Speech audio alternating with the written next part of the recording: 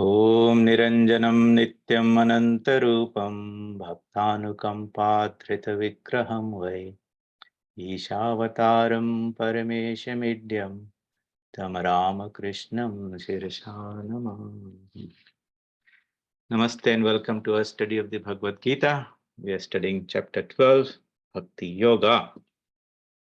And about somewhere close to 1/3 of the very short chapter of the Bhagavad Gita, probably I think the shortest one. We have, let me pull up the notes. We have gone through the introduction where Arjuna is asking a question about which is better, which is the path of knowledge or path of bhakti. Sri Krishna doesn't directly answer that question. He says, not about the destiny. Both of them lead to the same destination. So there's not really a question about one having a different result than the other. But from the ease of practice of it, he answers the question and he says the path of knowledge is extremely difficult for an embodied person because that requires him to totally detach himself or herself from the body, mind, and the senses and everything, which is easier said than done. The natural, easier path is the path of bhakti, the way of the heart, not the head. Intellect can enter to some, can take us to some distance, but it cannot enter the inner chambers of the divine. So he talks about, clarifies that, but he says, hey, look, the best devotee or the best spiritual practitioner is one who can give his whole mind and body to me. That is the essence of it. Through Bhakti Yoga, we do that, and through Jnana Yoga, we do that also. But Bhakti Yoga is a natural process. When you love something or somebody, you don't really have to make an effort to think about that person, and you don't have to really force your mind to stay there. It naturally goes towards that object of your attraction, and it also enjoys that company. So it itself is the result, and therefore it is very natural for those who want to really go deeper into this Bhakti Yoga. The text is called Narada Bhakti Sutras. Just like we have got Patanjali Yoga Sutras for the path of meditation, we have the Upanishads, Brahma Sutras for the path of knowledge. That path for the path of bhakti, the scripture for the path of bhakti is called Narada Bhakti Sutras. Sutra means a thread. So there are aphorisms and then there's a commentary to explain in more detail what is the whole philosophy and psychology and everything behind this wonderful practice of devotion. And so Sri Krishna says that if one is, I think we looked at this particular verse in great detail last time. Mayeva man adhasva, mai buddhim niveshaya, nivashishyasi mai eva, atha urdhvam na samshaya. Do not have any doubt. This is his assurance that a person who has totally mai eva, eva means absolutely, man adhasva, who has given his whole mind to me. That means an effort to reorient the mind.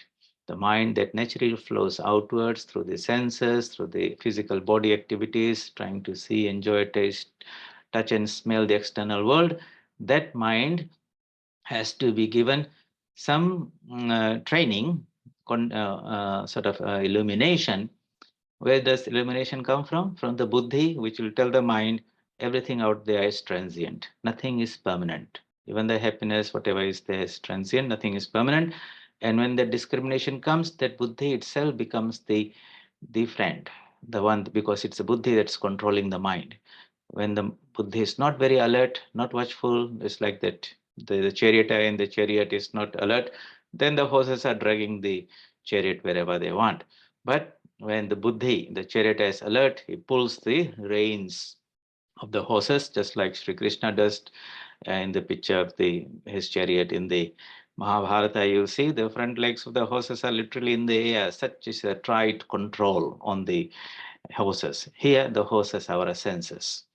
And therefore, he can turn them around and say, look, what you're seeking for out there's nothing wrong with your seeking, but it's not out there. It's within. Just like you can't see yourself, you require a mirror to see a reflection. At best, there's a reflection, depending on the type of the mirror, how much dust and all this that's there, but that's not you. So the world is a mirror. Prakriti is the nature in which the Atman is seeing its reflection. And in that fun, he forgets himself and he gets enchanted with this reflection. And this reflection is this personality, the body, the mind, the ego, the individuality, and all that surround there. This is called spiritual ignorance. The reality is within us, that's the Atman. That Atman is an aspect of the Paramatman. That is the line of thinking. So Buddhi constantly discriminates that, keeps on reminding yourself. And this vichara, this spiritual discrimination should be practiced constantly, continuously, as much as possible until it becomes a natural habit. So while the senses may, out of its previous conditioning, try to direct the mind, the buddhi is the charioteer that says, hold on, I have understood this, and the nature of the world, it is transient, asat. And that's why we say asatoma sadgamaya. Everything is transient out there. Let me discard that and seek which is permanent, and that is within me. So what happens then? Mayeva manadhasva may buddhim nivesha nivasasasi mayeva. You will dwell in me. Okay. Nivas karna. Okay. Nivas means where do you live? So the question is, where do we live? It's a question we can ask ourselves. It depends on what we are identified at a particular time. If we are identified with some material thing, money, house, people out there, then that's where your center is, your locus is, and we will interact like that. At other time, it may be identified with the body. Then you're living in the body, body is your house. Shariram griham. The sharira is the griha. And so then all the qualities of the body are superimposed on us, and we say we are male, female, black, brown, white, whatever, all those things. Tall, short, so much is the age. Actually, it's the age of the body. But because we dwell there, we think we are that. But when you draw or withdraw back into the mind, then we identify it with the states of the mind.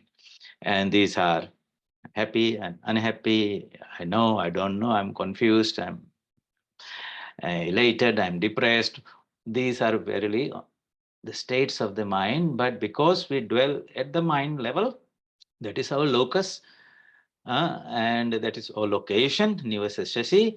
That's how we are identified with that, and that's our identity. In this age and time, there's a lot of question about what we identify ourselves with. From a spiritual point of view, we should always try to identify ourselves with our spiritual nature. Chidananda Rupo Shivoham Shivoham. That is the spiritual way of disidentifying with the body mind complex ego and really identifying with our true self. So what happens? Nivashasya mayeva atha urdhvam na samshaya. So this wave that has been projected out of the ocean goes back into the ocean. Nivashasya mayeva.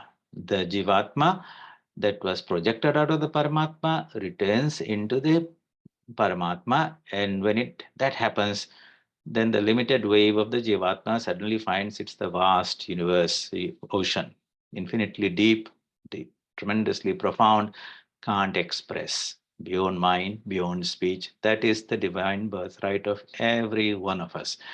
And the more we think about that, our true nature, the more we get strength from within, because that's where the real strength is. And so Sri Krishna understands that it is easier said than done, but that is the goal. Verse 8, that turn the mind, turn the buddhi inside, make the whole thing resolve back to its own course. The ice melts into water, water into water vapor, everything goes into whatever is pure consciousness. So he knows it's not possible to just jump from ground floor to the seventh level like a Superman. One has to have step by step progress, build the capacity. So he gives various options. And I asked you to think about in your own way, where do you think you are? Then you'll know what will apply for you. So then he says, Atha. If, however, chittam samadhatum na saknoshi mai sthiram. Okay, if, however, you are unable, na saknoshi, samadhatu means to establish samadhan. In a way, as I've just described before in the previous sutra, that the mind and the buddhi should be totally integrated into the pure consciousness. And he says, look, I understand you might not be able to do that. So he gives some options. If, however, you are unable to establish chittam, mind, sthiram means steadily, sthira. When it is, that means you are able to keep it there, not for a few seconds and it jumps out, but for a sustained period. Okay, keep where? On me. Me doesn't mean Sri Krishna is the person standing outside and talking to Arjuna. Here it means the the divine source of that I consciousness that is in me. That is the real place of Sri Krishna. Chapter 18, he says, I dwell in the heart of all beings as their inner consciousness. So basically, this consciousness that was peeping out through the buddhi, through the mind, through the sense organs and all that, and capturing the outside world, enjoying and all that, we are trying to turn that torchlight back onto the source of the consciousness.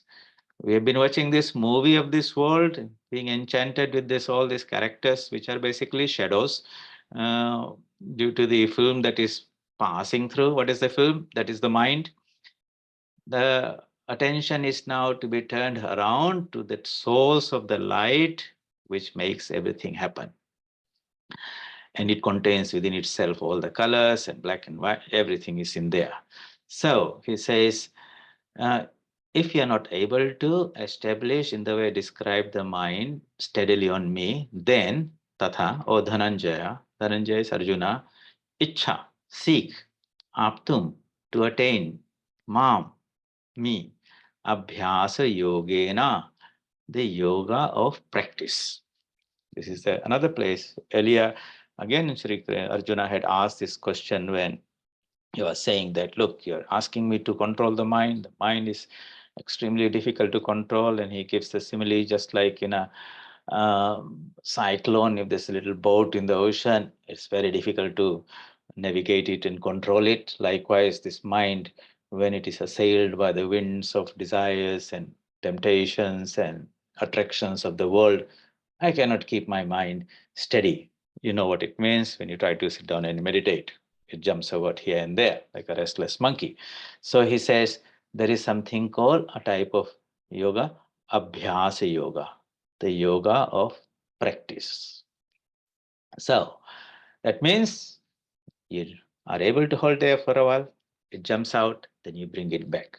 Goes out, bring it back. Goes out, bring it. That is how any sort of training is happening. For example, when you go to the gymnasium and you try to lift, 5 kgs of weight, and with the hands, you pull it up, and you're supposed to hold it there at a raised level, but the strength is not there, and then it drags it down to the bottom again. So Abhyas Yoga means I'm going to raise it up. Hold it for a few seconds, maybe as much as my stamina and capacity is. Then when I lose that stamina, it again falls back. But that repeated effort of doing lifting it up gives a signal to the body that there's some extra muscle fibers are necessary, and the body responds by developing your biceps. When that strength is developed, you are able to lift it up and hold it there for a long time. That's a very physical way of explaining abhyasa.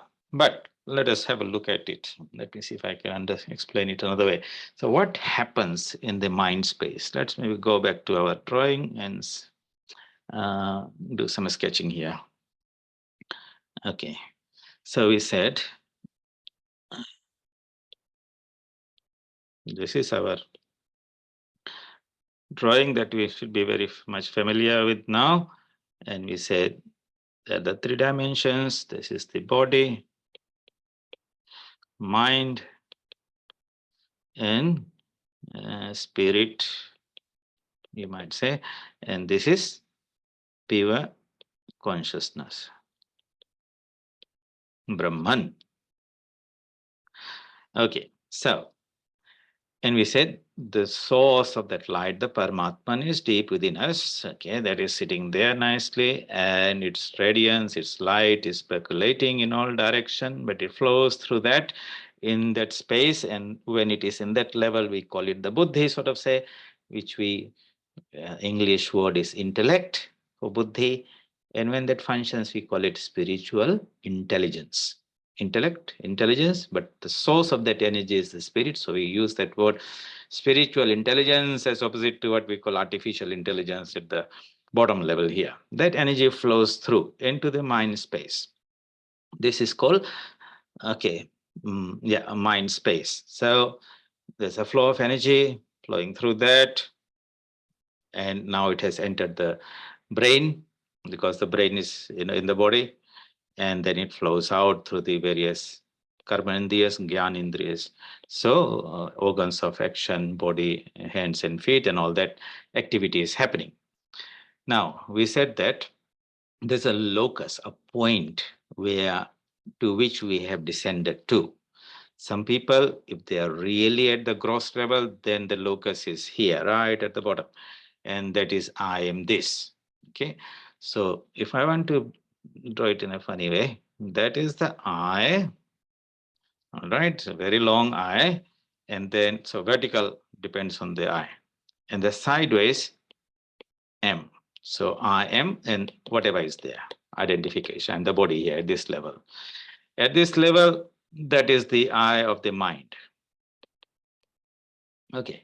So at this moment, he says, I'm happy, unhappy, and all that. I know, I don't know, confused, depressed, whatever is there, depending of the state of the mind, and it's identified with that state of the mind. So let us say at the time, the locus is at this level. And so the energy flows through that. And the outside world also feeds energy into it, light from the eyes and sound from the ears, and goes there. And it creates all this vrittis we talked about. That means modifications of the mind. This mind, the actual word in Sanskrit of this space is called antakarna. Karna means organ, anta means inner. So inner organ. What is that? Mana, buddhi, chitta, and ahankara. There are four aspects of this. Mana is the indecisive state of the mind. Okay. Let me start with chitta. Chitta is the mind stuff. So imagine there's a river and the water is flowing. And in that river, you can see so many whirlpools. All right. So the water, the stuff which makes a river, is in the river of the mind, is called chitta. Okay. It's matter, very fine matter. In that matter, energy is poured into through various sense organs. Okay. So you see something, hear something, that is going to create a little change. That is called chitta vritti, a modification of the mind. And then, so a vritti is formed and you do not know what it is. How? Because you have never seen that particular person or that particular object. So you're trying to match that image that has now been created, that vritti, with anything that has been stored in your mind from before. And so in that period when this sorting out is happening, you're in, yes, hopefully all the memories are nicely indexed and you can quickly match them. And the moment, so while that is happening, there's an indecisive state. That is called manas, whether this or that. And the moment you come to that conclusion, this is this, that means the intellect kicks in and you make a sort of a decision about a conclusion. That is the function of the buddhi. Mana. Swamiji, can you repeat the manas part once again? Manas is that indecisive state of things. Okay. All right. Let me give another example. It's evening. You are sitting out there and you see somebody is coming or something is coming. It looks like an animal is coming up there. Because the light is not very clear, sufficient, you're not very sure it's a cow or horse, but you can see a four-legged thing coming. So you got some information, but you're not able to really come to a conclusion about what it is. Okay, and that's where the error happens. So that state is the manas. But when the animal comes closer and you can now see the features that, okay, it has got horns and tail looks different. Then you said, oh, this is not a horse. You come to a decision that it is a cow. All right. So manas is that state of this in sankalpa vikalpatmika, it's called. Okay, in Sanskrit, sankalpa and vikalpa, this or that. And buddhi, nischayatmika, nischay. And that means you have come to the conclusion, decision, right decision. This is it. So, does it make sense? And the ego then jumps in and says, I know. Okay, last of all, he appropriates the whole process. All the hard work is done by the eyes, seeing, and the chitta forming the vritti, and the manas trying to sort things out, and buddhi comes to a conclusion, and the ego says, I know. So that is the ahankara. Mana, buddhi, chitta, ahankara, all that happens in the mind space. All right. So Sri Krishna was saying, uh, I'm asking you to convert your chitta to be a reflector of me. That means the Atman should be reflected in that. You are trying, but the disturbances of the outside senses that are feeding there are not letting you hold that image or the mantra long enough. Again, it assails them. And suppose even you close your eyes and sit in a quiet place, then whatever is in the mind space, the samskaras, the memories coming from the subconscious, they jump in there and try to drag the mind in some direction. And so mind is maybe for momentarily able to contemplate on the form of the divine or on the mantra and its meaning, but then other samskaras jump in, hijack it, and take it for world tour. So that is what happens. You uh, I assume that you would have that experience when you're sitting for meditation. Don't need to explain that much more. So atha chittam samadhatum na saknoishi mai sthiram. So he says, I'm asking you to turn that chitta. Turn the chitta means I'm asking you to make the chitta reflect me, the inner consciousness. But the conditioning of things that have been poured in there from many lifetimes, in this lifetime, they are not letting it settle down. Too many ripples in the way. It's not a good mirror, not a reflector. So he says, so I want you to use this technique of Abhyasa Yoga. What is that? How would we explain that? So he says, okay, even momentarily, you suppose, okay, how do I describe this, explain this? Let me think, yeah. Okay, so suppose when you repeat one mantra, oh, that is the vritti that is formed. And then something else forms. Then other something comes in there in the sequence. Then you repeat another one. Okay, same thing happens. Then some other thoughts jump in and like this. So there is periods of short periods of contemplating or reflecting or remembering or repeating the mantra in form of God, and then there are intermittent periods of breaks. It could be a nice long break also. You go for long to it's good fun sometimes when your mind wanders away, and then you just don't drag it back to and say, let me go back to my meditation. So ask him, how did you end up here? Let me see if I can go trace the path back one by one by one by one. And you'll be amazed that it was not just like one jump in, you ran from here to the office. The many, many places you visited on the way. Okay, might be very bit disconcerting, saying that, my God, the mind is so difficult that to control. But at least we know the nature of the mind. There's a way to tackle these minds, and we'll share that a little bit later when we discuss meditation. Okay, if I forget, remind me, please.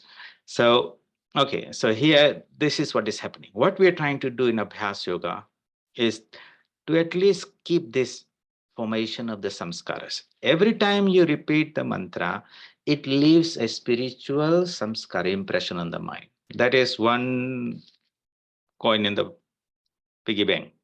All right, it's leaving some impression. And you repeat the mantra, repeat the mantra, repeat the mantra. What is happening? You are building those new samskaras. And at some point, those samskaras will become sufficiently strong. And if there were similar samskaras from previous lifetimes or previous experience in this lifetime, like-minded, they will all come and just say, let's get together. You got found some friends, spiritual friends in your mind, so to say, and they all group together. And when you group together, it becomes strong. So this process of creating spiritual samskaras in the mind, it is what's Abhyas Yoga. You do this again and again and again. In the beginning, it is a bit daunting task because you've got a few samskaras maybe compared to 95% of all these other guys are there, the worldly samskaras, you might say. So, but and therefore you don't really enjoy your meditation, and it's more like a mechanical thing, and people sometimes lose, interest and all that.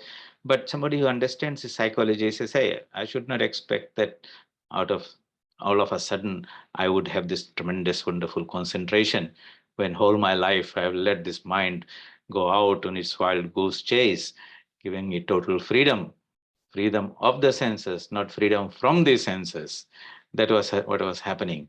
And so now I have to really work on this. Anything for that, nothing comes, so quickly. You want to do a degree, it takes you 4 years. Why should you expect that 2 months of meditation will give you a perfectly concentrated mind? So a persevering soul will endure, persist in that. But what is happening here, whether you like it or not, keep on doing it. Even if it's mechanical, that's all right.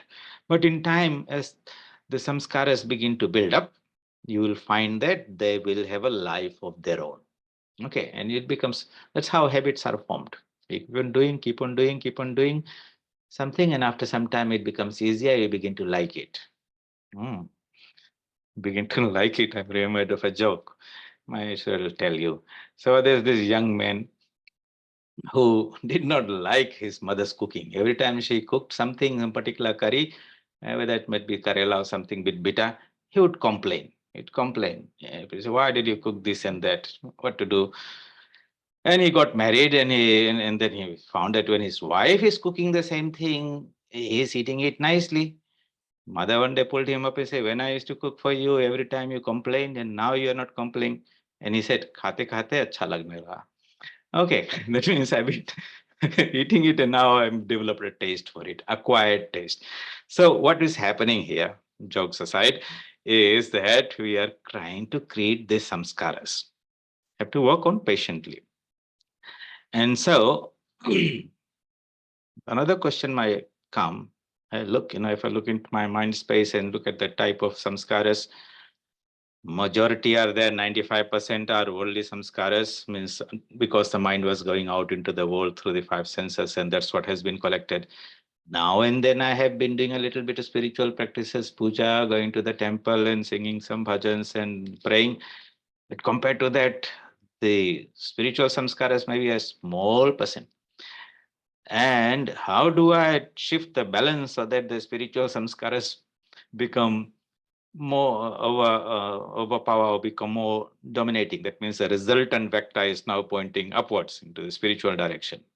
Do I have to do that many years of hours of this type of work? That seems almost impossible. The answer is it's not really how it works. It's not a one-to-one. It's all about how you connect with the energy. We talked about this whole thing is a spectrum of energy, is Shakti. The ultimate reality at the top is Brahman, and all the four boxes Prakriti is Shakti. But at the higher level, it's high energy. At the physical level, it is low energy. We know the electromagnetic spectrum at the lower end, radio waves and all that are low energy. Then sound wave comes, and then you got audio, what you call visual spectrum, then microwave, X-ray, gamma rays, and all that. In our everyday modern day communication, you got 1G, 2G, 3G, 4G. So every you jump 1G, but the tremendous amount of information that is contained there. Likewise, when one begins to connect and begin to engage with the spiritual, that means your attention is not direct inwards. If you say that is a, how do I say, X, and if I have the same thing when I was looking at something outwards, so that is Y, X is far greater than Y. Because that energy, even one repetition of the mantra with great concentration, is so powerful that it overwhelms so many of those worldly samskaras. That's why Holy Mother says, repeat your mantra, but do it with great concentration. One repetition of the mantra with great concentration is equivalent to thousands absent-mindedly. So when you're doing your japa meditation, and you stop and check out what's the quality of your, do you become totally immersed in the spirit of the mantra, or was it simply mechanically going out there? That's the important thing. So atha chittam samadhatum na saknoshi mai sthiram. That means you're making an attempt, you're not able to keep the mind in a state where it is able to permanently or continuously reflect the Atman. What is the method? Abhyas yoga. Abhyas yoga means again and again I'm going to work on that. And abhyasa we've discovered is everything that you do leaves an impression. Abhyasa, you do the same thing again and again and again. Through that comes power. When something is repeated, that builds power. So when and one electron flows, it's no good. But it's a series of electrons are flowing, that's an electric current. One drop of water is not good, but there's a lot of drops of water begin to flow, that's a water current. So likewise, that means energy is flowing through these things. And there might be intermittent gaps, but as you practice, the gaps will become less and less and less, and it will tend towards a continuity. And at some point, that constant stream of thought will be there. The example that is given in the scriptures is when you pour oil from one vessel to another, there will be drops and there's long intervals of air and another drop, long interval of air like this. As you keep on tilting the bottle, what happens? The drops become very frequent. The intervals of air, the breaks will become smaller and smaller. At some point, it will be a constant stream. Okay, I think that hopefully has made some sense. Atha chittam samadhatum na saknoshi mai sthiram abhyasa yogena tato. Tato means then tatha mam ichhaptum dhananjaya. Try to attain me, seek me. Seek me means the inner soul through the practice of abhyasa yoga. So what happens? In here, maybe you can give some tips on meditation. So you're sitting and meditating and you find the mind is extremely restless and, takes you all over the place and then come back and all that is happening. So what to do? First, get back into the buddhi. The buddhi is the observer of the mind space and try to wake that fellow up. Okay, so you say, I'm not going to control the mind. I'm just going to watch the mind. Just objectively and non-judgmentally, good thought, bad thought, whatever is there.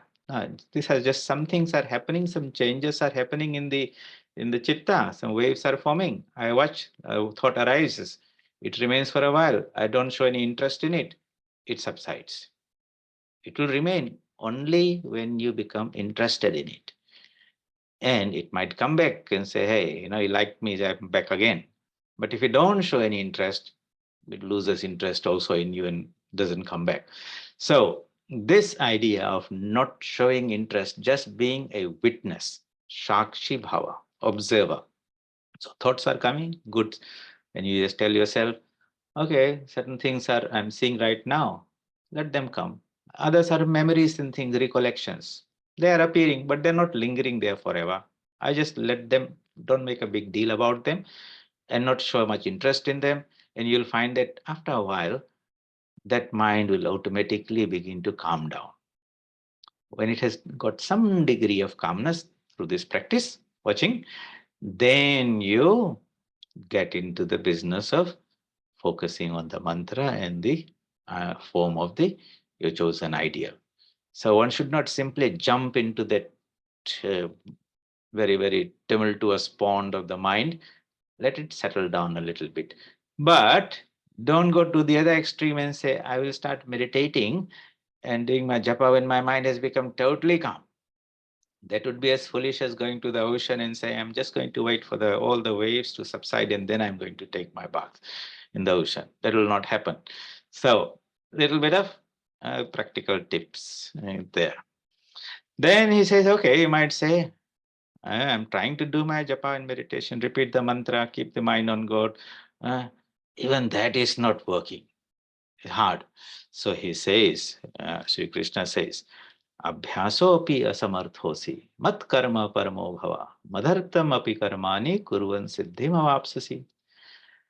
Okay, if uh, asamarthasya, asamarth asi, if you are unable even to practice abhyasa, then bhav mat karma parama, be intent on working for me. So that means you're not able to hold the mind in this mental space, all right? Uh, because that's how we've been brought up, always busy, can't sit still type of thing. What does that mean? That means the karma indriyas, what do you call, yeah, karma indriyas are very active. What are the karma indriyas? The five organs of action, hand, feet, and mouth, speech, mainly. The other two are the organs of excretion and reproduction. So these three, you're busy working with hands and feet and talking. Okay. So what to do? Use those activities, but use it, give it a inward spiritual turn. And so, what does it mean? Well, yeah, talking rather than talking about every worldly things, you'll talk about spiritual things. Okay. Uh, you take a walk instead of going for a walk in the forest or this and that, visit a temple. Okay. Do so many circumambulations and all those things. That has become a pilgrimage. So many things. You're cooking food, you're thinking of cooking for yourself. No, you cook food and offer it to the divine. That act of cooking with your hands has now become an act of worship. This is what is called practical Vedanta, the art of converting every activity and giving it a spiritual turn. No work is good, no work is bad. It's the how smartly we use it for worldly sort of enjoyment and this and that, or I can turn it around into spiritual activity. So if you analyze your whole life, you'll find there's so many nice, wonderful opportunities available every time to transform what is called an ordinary work into worship. And that is what's called karma yoga. So अभ्यासोऽपि असमर्थोऽसि मत्कर्म परमो भव मदर्थमपि कर्माणि कुर्वन् सिद्धिमवाप्स्यसि. So if you are unable even to practice, then be intent on working for me. By undertaking works for me as well, you will attain perfection. Kurvan siddhim. Siddhim is perfection. Here means self-realization. What happens? Gradually acquiring purification of mind, concentration, and knowledge. So, chitta shuddhi, that is the goal of mind. Deconditioning of the chitta. The chitta is the mind stuff. Imagine there's a river, water is flowing. It's not just flowing one steady, continuous current. Oh, there are so many eddy currents, whirlpools everywhere, and this is a very turbulent river. So this is the situation. Chitta Shuddhi means reducing those turbulences of the mind through practice. How? Well, action when it's done for enjoyment, external at the gross physical level, creates more and more turbulence.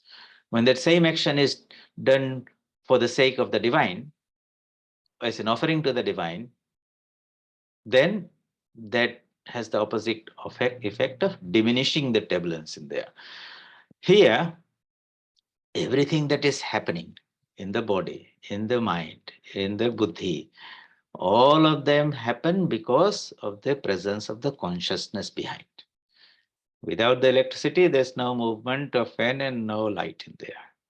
Likewise, without the pure consciousness behind being the substratum of it, no activity either at the body or mind or senses. everything becomes quiet. Thanda ho gaya, as they say. All right. So this is how it is. So ultimately, the question that is asked is, who is doing the whole work? Who is the doer of all actions? And that's what Sri Krishna is trying very hard to explain to Arjuna. You might think, or your ego might think, and appropriates to itself all the activities of the that are happening through the karmendriyas or through the mind or the senses, jnanendriyas, or the antakarana, manabuddhi, chitta. The ego thinks he is the doer. Why? Because he's not aware of the real doer behind him. Arjuna, Sri Krishna says, I, as the pure consciousness behind that ego, really am the source of the energy that that activates the mind and the body and the senses. But in the absence of that knowledge, there is this false sense of I am the doer. Aham kara vimura atma karta aham iti manyate. A deluded person, confused person, spiritually not enlightened. Vimudha atma karta aham. I am the doer. Iti manyate. Thus he thinks. And that is out of ignorance.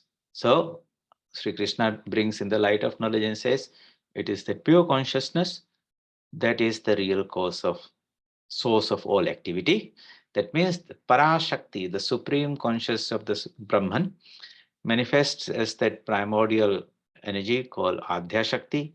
Then she becomes what is called grosser and grosser and grosser until down, passing through the mental level. At the mental level, she is now thoughts, ideas. If you remember what we read in the Pratyabhigna Hridayam, that Parashakti becomes Khechari when she moves in the area of consciousness, becomes Gochari when she's moving through the Antakarna mind space, becomes Dikchari when she's moving through the senses, and becomes Bhuchari when she's working at the physical level. So when it's at the lower level, then it is sound, light, heat, electricity, all those type of things. When it's in the middle level, then she's thoughts, ideas, emotions, feelings, and all that. And when it is at the subtler level, that is pure intelligence, that illumination, buddhi.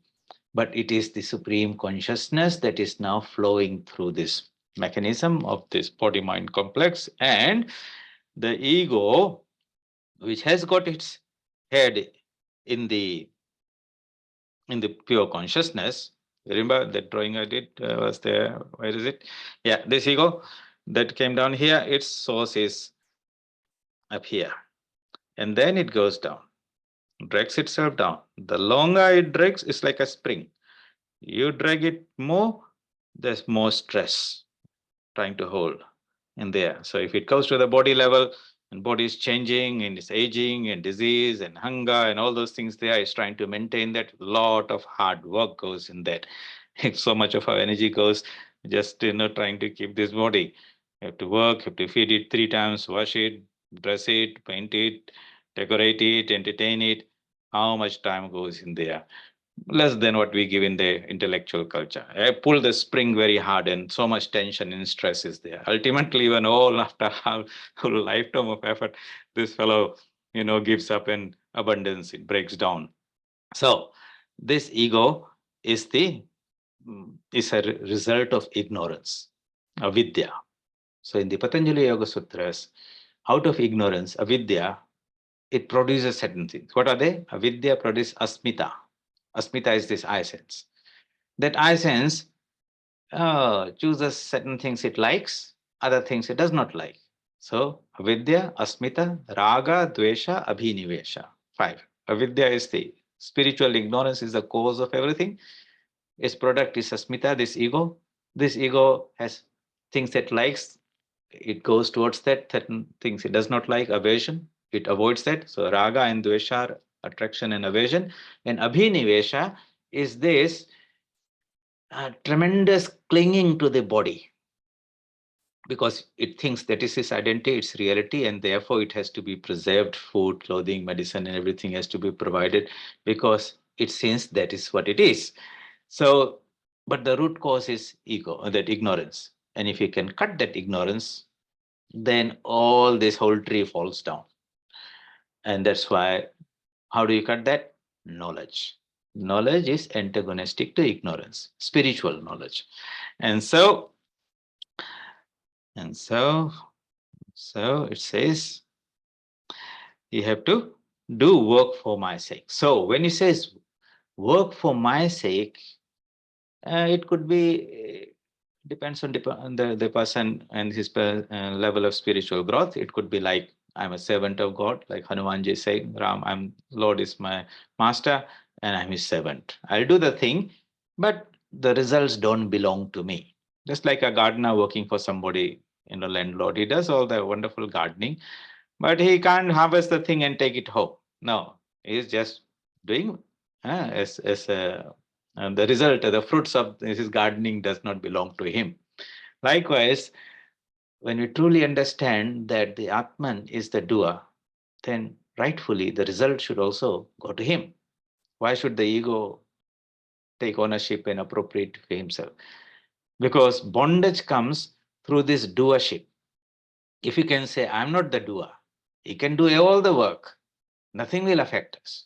Even to the extent, if one has realized that I'm not the doer, as a realized soul, then, as Sri Krishna says, well, even if he kills a person, he's not the killer. Okay, that is actually a high realization. But that is the power of that knowledge. But in ignorance, when you say, I'm the killer, then the punishment is also due to that person. So, there are various ways this can be practiced. I would like you to reflect on that in your own life, in your own profession.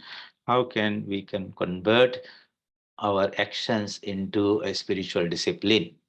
Because we all go out and spend so many hours doing whatever you need to earn your livelihood, to take care of your family, and all those. These are different duties and responsibilities, we call them. Not very pleasant all the time, but we still have to do.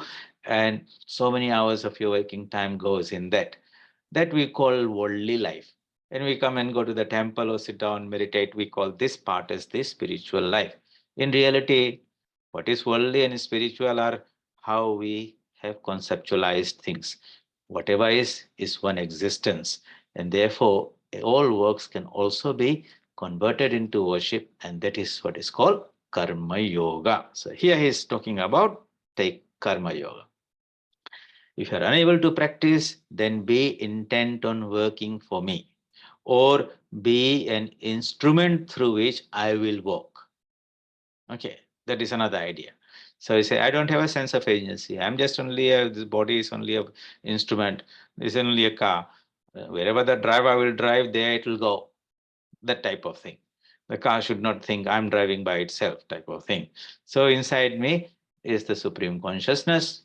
Whatever it makes me do, everything belongs to it.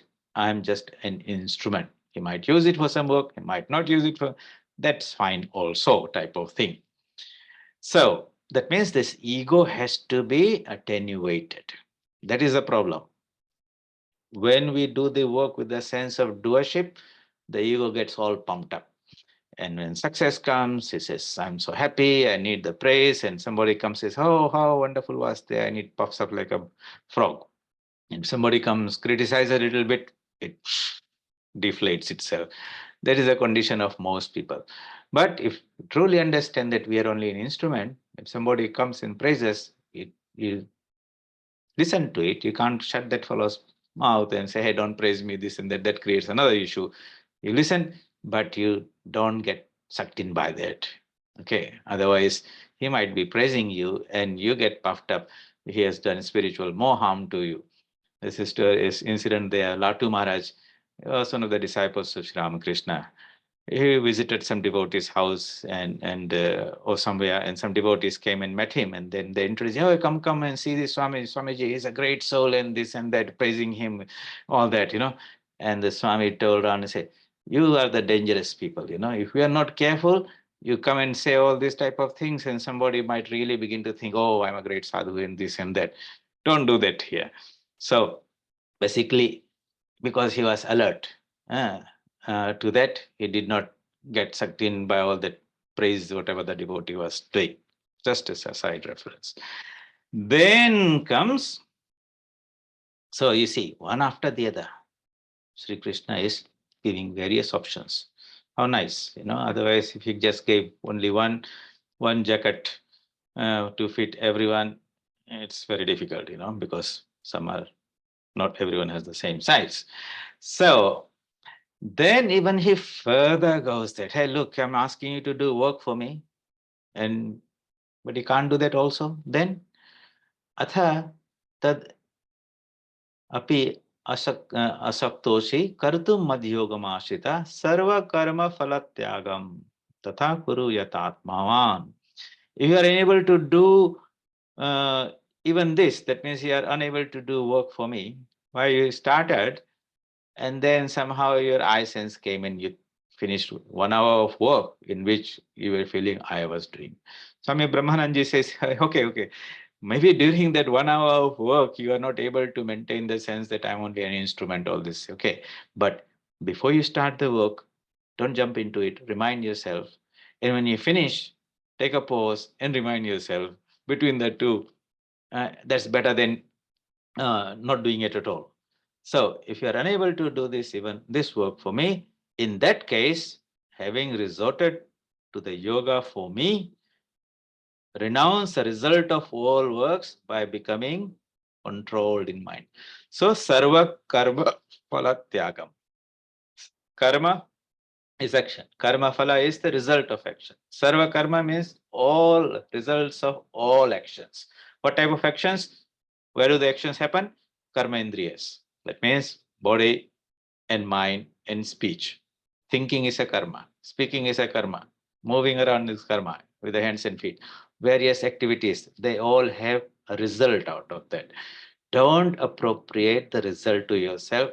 Renounce that. Tatha guru yata atmavan.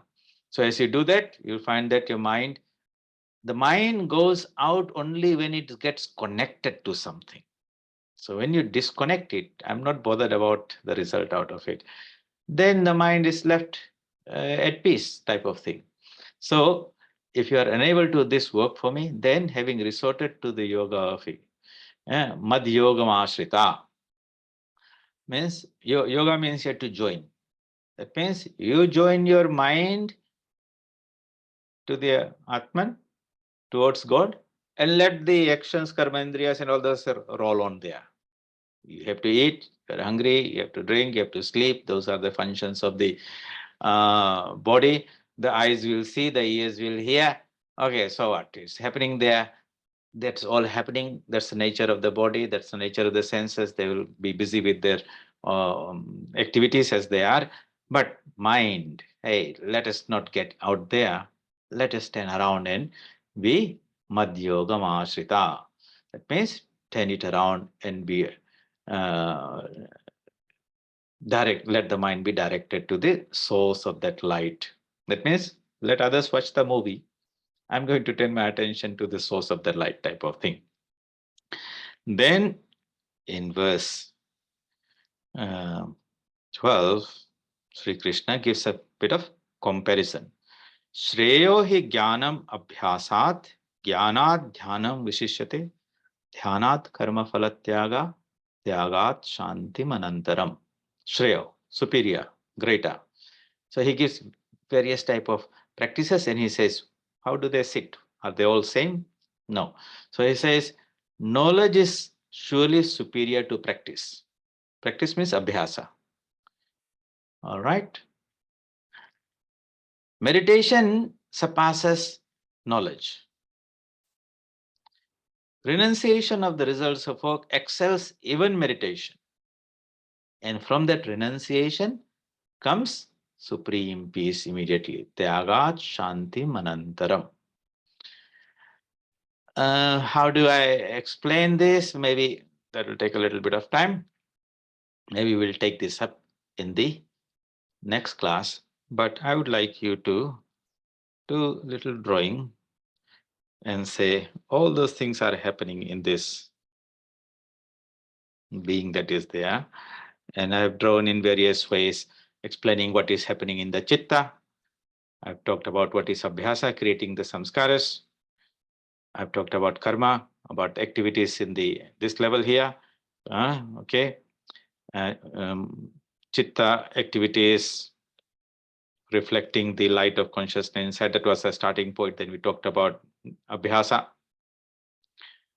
Okay. Maintaining. So that is one, repeatedly creating samskaras. Samskaras will do what? Samskaras will take a permanent form, and that particular form is called jnana. Superior to that, so jnana comes, one form comes, another form comes, we change that. Then when it has got some stability, one idea or one thought we are able to maintain, that becomes dhyana. All right, all these things we have discussed. Now try to visualize all these practices and see the relative merit of it. So then what will happen is some internal clarity would be there. Otherwise, this will be just some words and this and that. We have to interiorize them, reflect them, and say, what is happening? If I had a microscope and was observing my mind and the changes that were happening there when something is happening at the physical level, when somebody is repeating the mantra, abhyasa, and it produces some jnana. So what is that jnana? And when that jnana becomes some mature, it becomes dhyana. And then from dhyana, it says, dhyanat karma phalat tyaga. So all these are activities. Abhyasa, jnana, dhyana are activities. They all will present a result, karma phala. Even superior to all these activities is to renounce the fruits or the results of all these actions. That's when the Atman disconnects itself or detaches itself and say, all these activities of the senses, body, mind, and everything are happening, but I am different from it. Kshetra, kshetrajna, vibhaga. Same thing we are trying to do, but through the process of bhakti and meditation. So reflect a little bit on that, process it, and we'll take this up and discuss this in a little bit more detail. Not next week. We'll take 2 weeks break, so you got plenty of time to revise all this. I'll be away for a while, and when I come back, then we'll continue from there. So 2 Thursdays, you're having a holiday. Om Swamiji, is Asat. this? We'll talk after this, yeah. Sorry, Swamiji. Om Asato Ma Sadgamaya, Tamaso Ma Jyotirgamaya, Mrityorma Amritam Gamaya. Om Shanti Shanti Shanti. Hari Om Tassat. Shri Ramakrishna Arpanamastu.